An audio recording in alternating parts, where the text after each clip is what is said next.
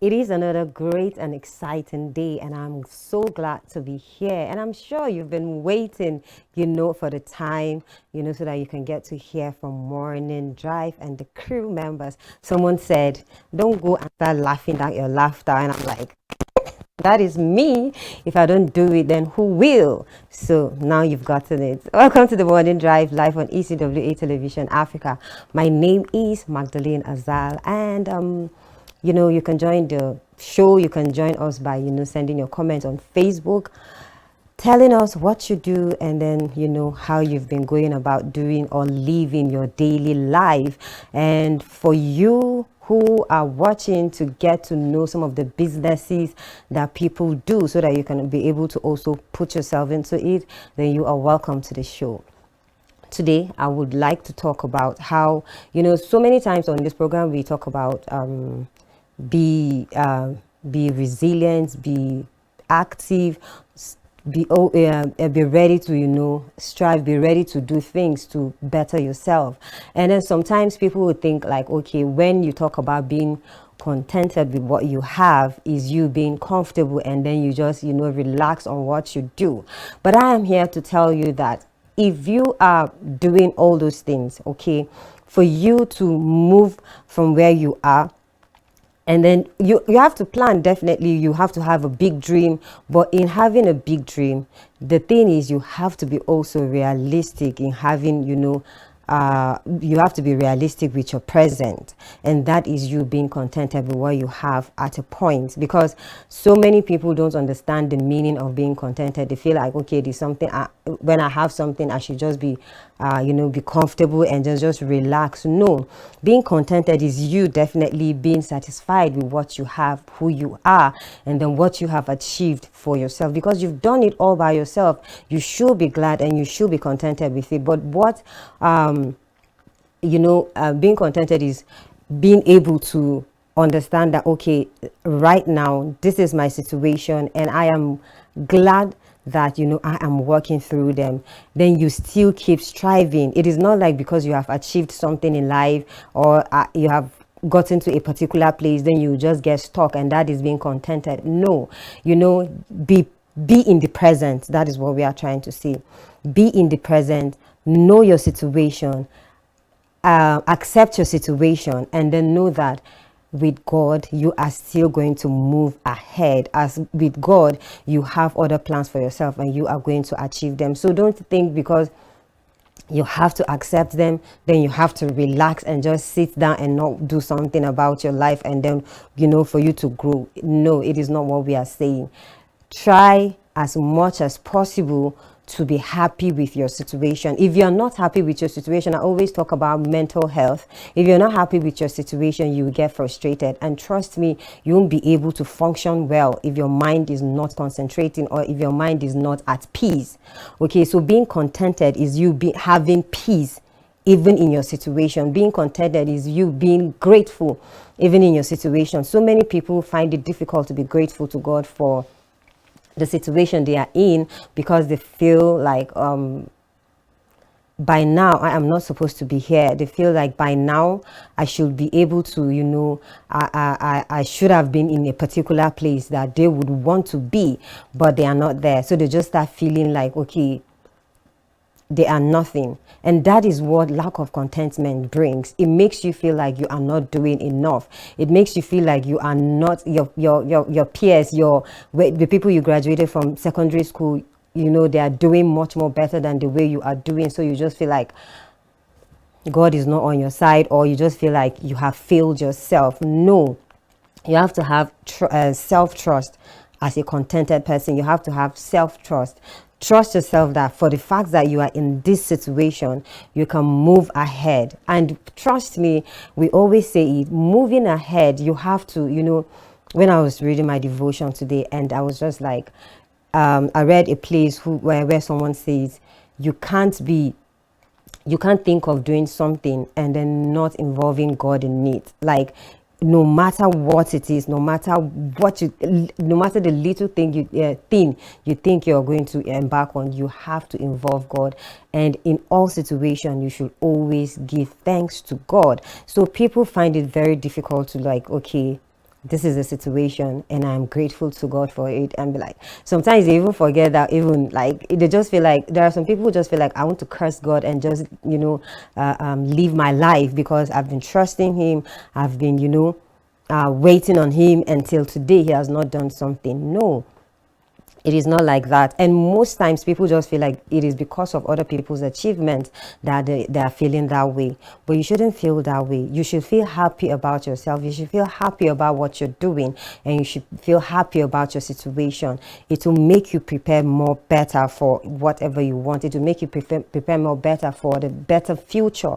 Okay, just be realistic in what you're doing. Just put your head into what you're doing, but be realistic in, you know, your goals. And that is why I think previously I talked about how if you have a big thing you have for yourself, or a big dream, or a big picture of something you have for yourself, just try and break it into pieces, and then, you know, start doing it step by step. And by the grace of God, you know, you are going to get to where you are going to. It is a process. You can't just jump from, you know, being this person to one, you know, there are some things that can happen, you know, mysteriously, yes, but you know, you have to be realistic. Do things according to, you know, do things in a way that even you can, you know, accept whatever comes your way. Don't just think, okay, because I have this very big picture in my head of what I want to achieve and I have it all planned, it can happen exactly that way. Give room for a little bit of, you know, situation that can come, or maybe something that can come your way that would probably make the thing not to work.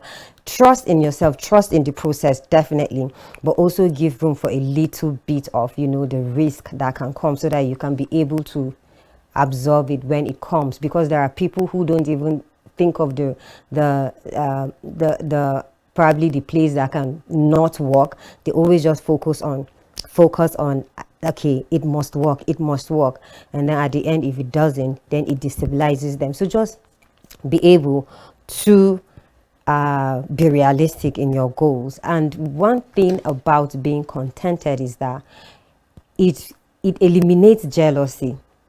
That is one of the importance of somebody of being contented. It eliminates jealousy. So many times, okay, just the way I said, so many times, like maybe in the workplace, or you know, in the marketplaces, where you see some people striving, or you see some people making more markets than other people. Instead of people to concentrate and say, what is that person doing, or to research, or to ask questions about how have you been doing this thing, or what are you doing, you know, for you to have this kind of customers, or what are you doing for you to have this kind of crowd. But no, instead they'll just sit there and then start bringing up some, you know, diminishing words, and then just making you feel like what you're doing, it's probably not genuine, or what you're doing is not original, or something like that. So you have to know that if you're happy with yourself and then what you are doing, if you're happy, like, in fact, somebody that has a goal, I don't think everybody has his different goal. So if you have a goal initially,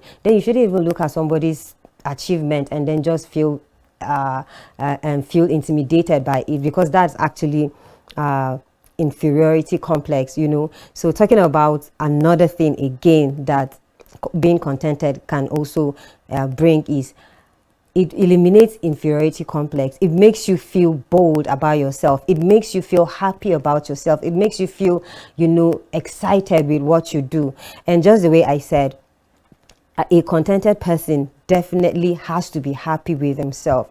If you're not happy with yourself, you can't be happy with anyone, and you can never think straight when you're not happy with yourself. So you have to know that you do not you don't have any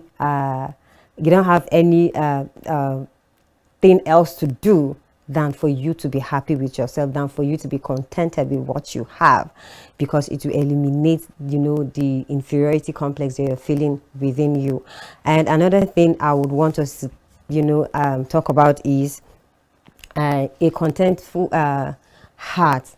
What it brings cheerfulness, it brings gladness, it brings, you know, gratitude, it brings, you know, all the sweet things of life, because it makes you happy, it makes you feel, you know, wanted, it makes you. And if you're not contented, you cannot even work on yourself, because there are some people who actually do it in a negative and in a positive way. There are people who are not contented with what they are doing because they want to achieve better, but there are people who are not contented with what they are doing because they just feel inferior. They just feel like they are not doing their best. They just feel like they are not doing, you know, enough, and then they still stay in one place without doing it, and it brings so many negative vibes around them. So you have to make sure you separate it. If you're not contented, is it in the wrong or the right way?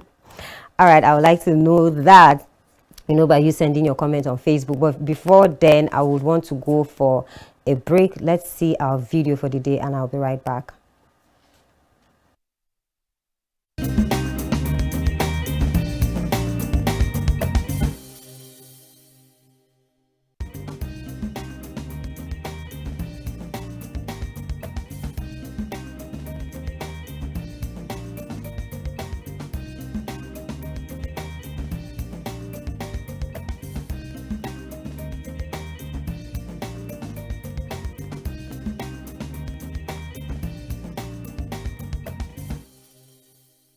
My name is Florence Emmanuel Longji. I am a resident of Equastaff. I am a fashion designer.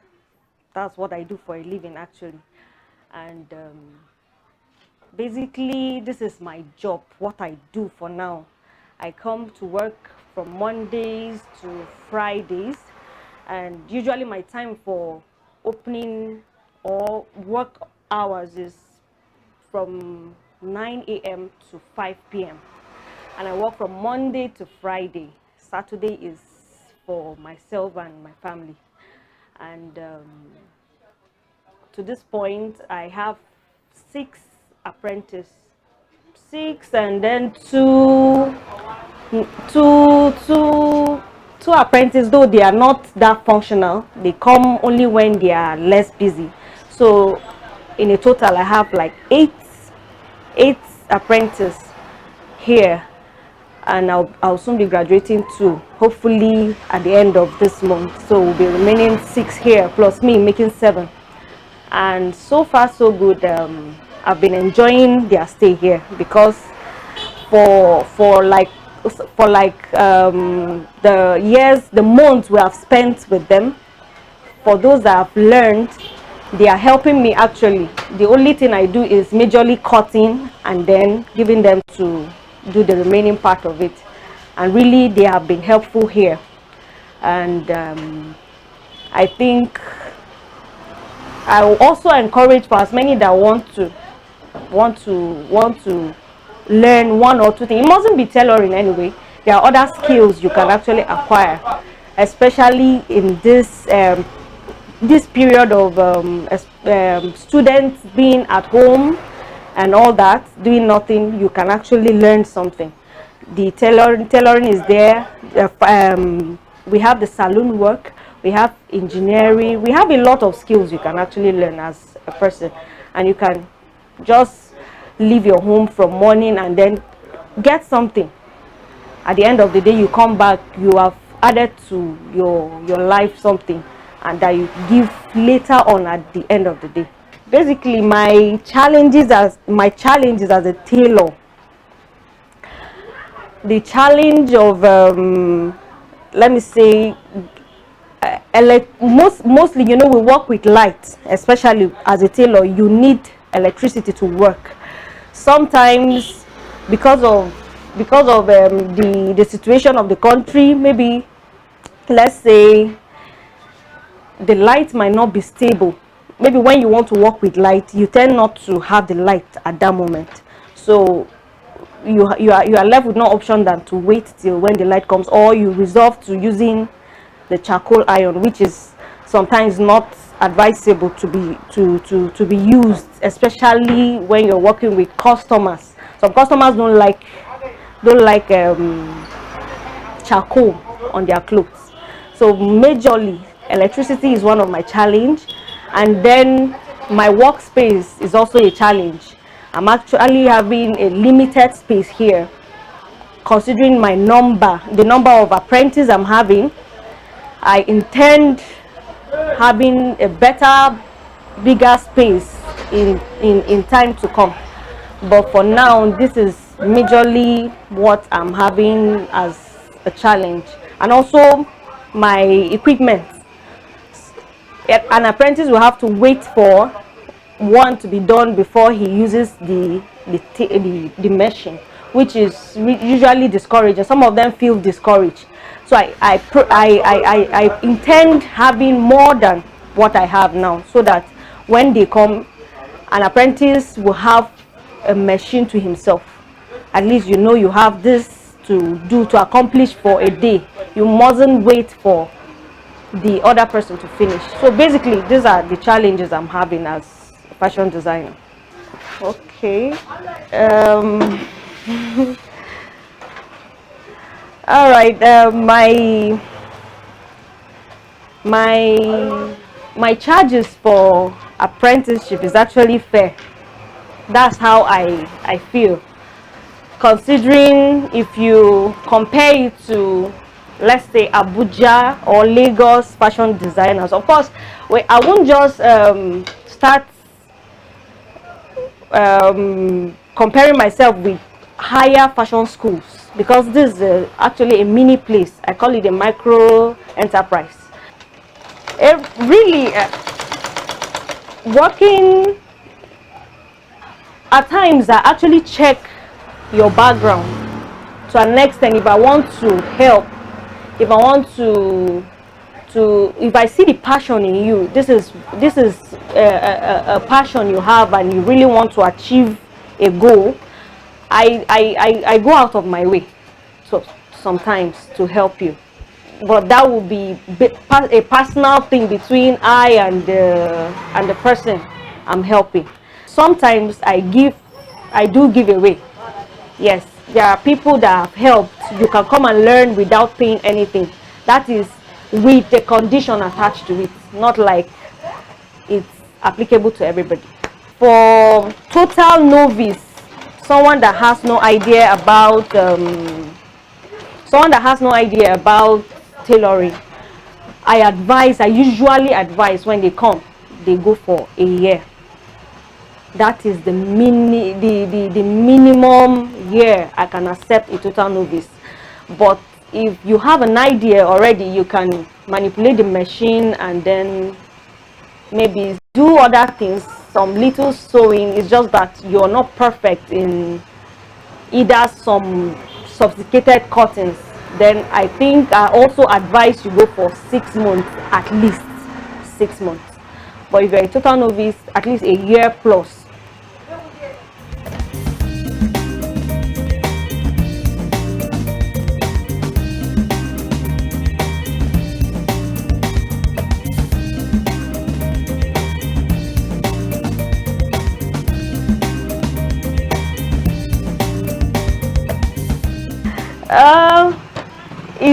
Tailoring is a passion for me. I've been tailoring right from primary school. Yes, my mom has been a tailor, so that passion has been there. I've been desiring to have a place of my own, no matter how small, and that passion kept growing from primary, secondary. I remember the first dress I sewed, it was with a needle and thread for myself, and really it came out well. I had compliments from my friends, from people around me like that. So there was this zeal to keep keep doing it. And even at my tertiary institution, in my school, I was able to continue that zeal. Apart from studies, I had this other thing I do, like what complements the school, and really it has helped. It has been helpful. Apart from studying, you know, you have little things to buy as a student, and tailoring has actually covered that area for me. And I really want to see that as an added knowledge to me. And then I never knew it would even pay me as it's paying me now. I was just doing it as a passion, as in I just have love for it. But now I could see it is actually I think something that has been paying me even as I'm married now.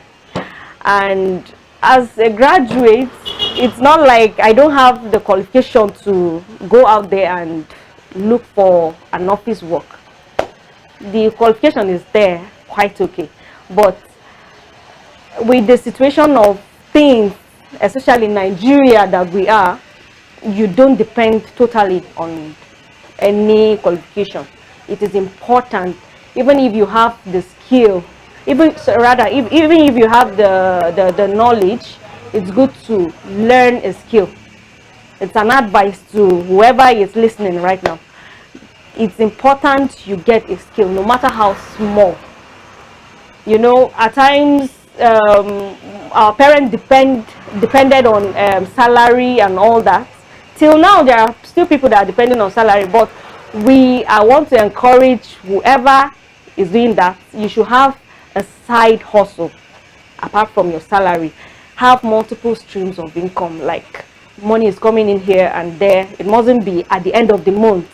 In a week, I can raise a certain amount and not necessarily wait till the end of the month or something. I meet my needs. Sometimes I don't wait for my husband to do it. I meet some needs at home, pending when he will receive his own salary. And really, it has been helpful at home.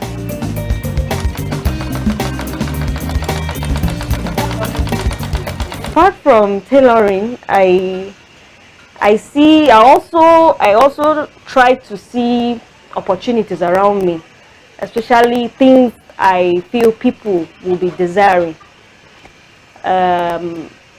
My profession requires you buying things to make a customer's clothes, so I saw that as a need to start selling sewing accessories like the zip, lining, elastics, threads, you know, just to enhance my business. Money is also coming through there. If I don't get customer to bring a cloth, at least I have other people doing the same business like mine that will come and buy these things. And then if some of my customers comes around, they tend to want to, you know, look around and see what other things do you do apart from tailoring. And I saw that as also an important thing. That's why I also ventured in selling of jewelries and bags like that, just to make ends meet. If you don't do this, if you don't sew in my place, you buy jewelry. If you don't buy jewelry, you buy bags. You know, if you can't just come into my shop and just go like that. You have to buy something. So it's important you venture into see opportunities and meet them, and really you won't regret meeting opportunities because they meet your needs also as a seller. So basically that's it.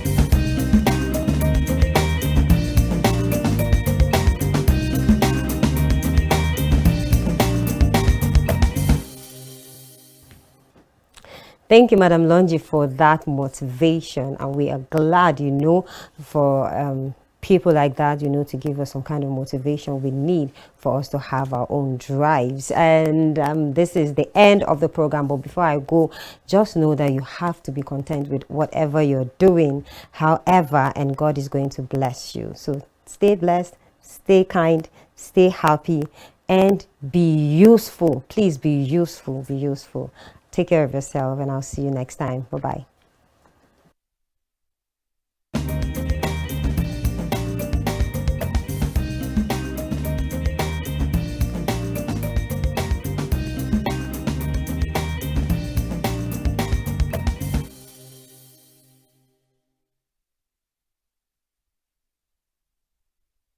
Equa TV Africa keeps you lifted 247.